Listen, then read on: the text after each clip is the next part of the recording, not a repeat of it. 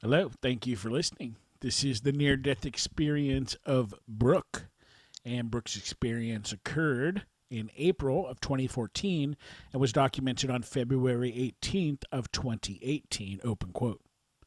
I was struck by two vehicles at high speed and became unconscious almost immediately. I stopped breathing en route to the hospital and shortly after arriving was pronounced dead. During this time, I felt just an empty blackness. There was no pain or memories or anything. It was just a continuous black void. The next thing I remember was feeling hands touch me. I continued to slip in and out of consciousness as I was beginning to come around. I soon realized that I was lying on a table in a morgue, which was absolutely terrifying to me. Due to the extent of my injuries, I was unable to move, call out, scream, or cry. The two morgue workers removed my clothing, and I continued to slip in and out of consciousness.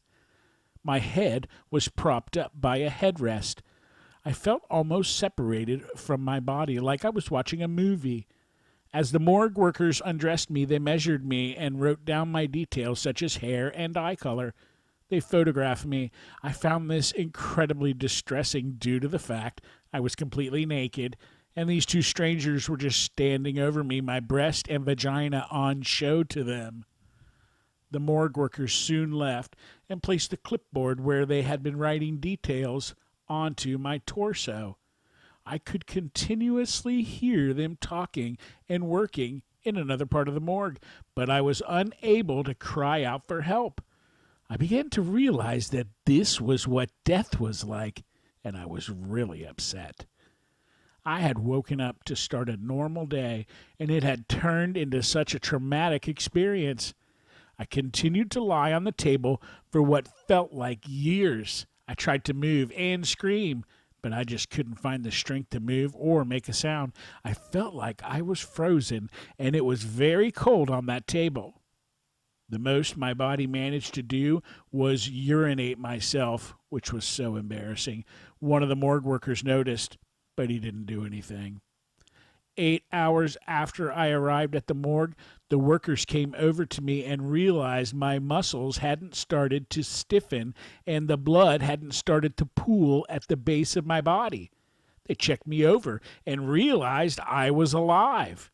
It was a shock to my system because I had convinced myself that I was dead, that I was just aware of everything, yet unable to interact with it.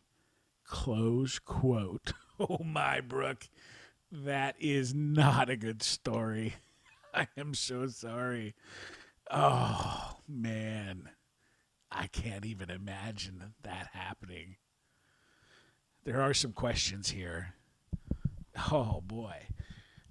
Rating your highest level of consciousness and alertness. Answer: less conscious and alertness than normal. My highest level of alertness during the experience was less than what I normally am. I felt drowsy, tired. Hmm. At what time were you at your highest level of consciousness? Answer: towards the end. I was able to clearly make out what the morgue workers were saying across the room, and I knew roughly where in the room they were as I tracked them walking around. Oh my. Question: did time seem to speed up or slow down? Answer: time seemed to go slowly. Comparing your vision? Answer: it almost seemed sharper, like it was super HD. Comparing your hearing? Answer: I could hear a lot more than what I feel I usually would. I was able to distinguish between different sounds.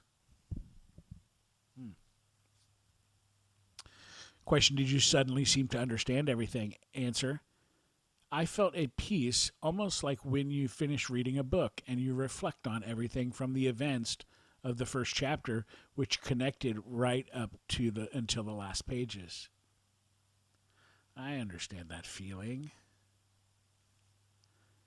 Question: did scenes from the past come back to you? Answer: no. I began to think intensely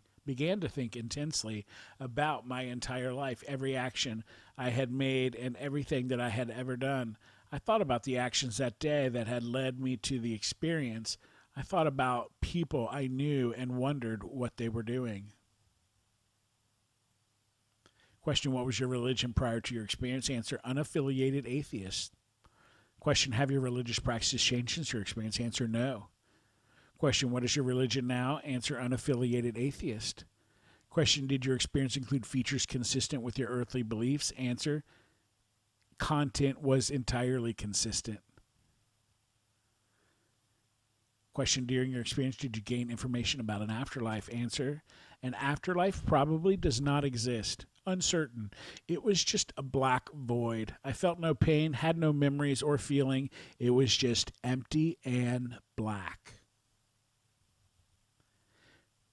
Question, what life changes occurred in your life after your experience? Answer, slight changes. Question, was the experience difficult to express in words? Answer, yes. It's just hard to word my feelings about the experience during I'm sorry. Yes, it's just hard to word my feelings during the experience. Um, Question, how accurately do you remember the experience? Answer, more accurately than other life events. It seems so vivid, like my senses were increased. No psychic, non-ordinary, or other special gifts. Question, are there one or several parts of your experience that are especially meaningful or significant to you? Answer, the aftermath. Been semi-conscious in the morgue is something I don't think I will ever forget. I think you're right. Question, have you ever shared this experience with others? Answer, yes. A lot of people reacted with shock. A lot of people had a lot of questions. I first found it quite hard to talk about, but I am much more open about my experience now. Question, what do you believe about the reality of your experience? Answer is probably real. It seemed almost like a dream. I couldn't believe it was actually happened to me. It had actually happened to me. A normal day turned into trauma. I accept everything that happened.